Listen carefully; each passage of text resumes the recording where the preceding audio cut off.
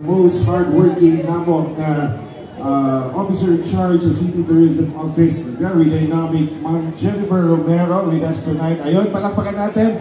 Ma'am Jen, ay mo hilak. Diba? Very strong si Mayor Rudy. And kita, this is one way. Kani ato ang pagtapo karon, this is one way to show our support to President Rudy Duterte. Palakpakan natin mga higala.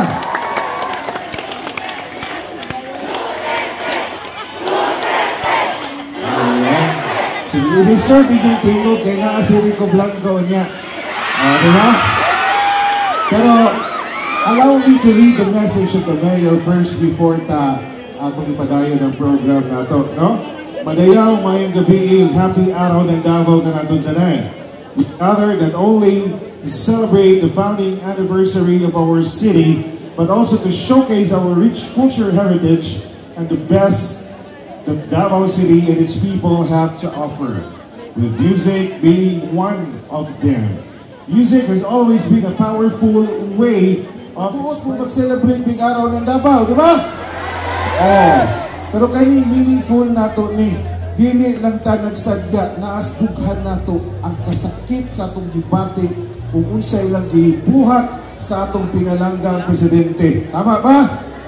Oh, so karon mag-video ko, ipadala na ko ni VP Sara ni na akong staff. Saka direct na o ni kong pulong, pakita na to ang ato ang dasig na itong pag-cheer unya kay President Duterte.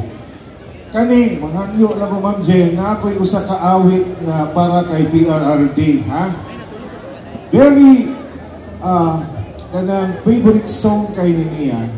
Palakpakan nato siya mga higala.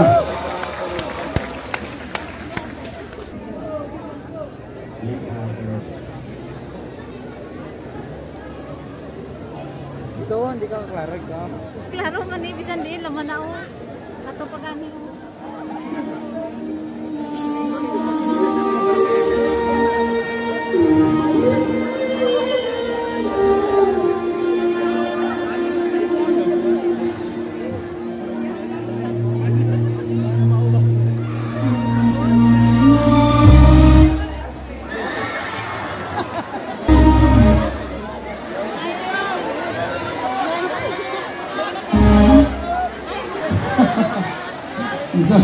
Isa butahi tamang dyan.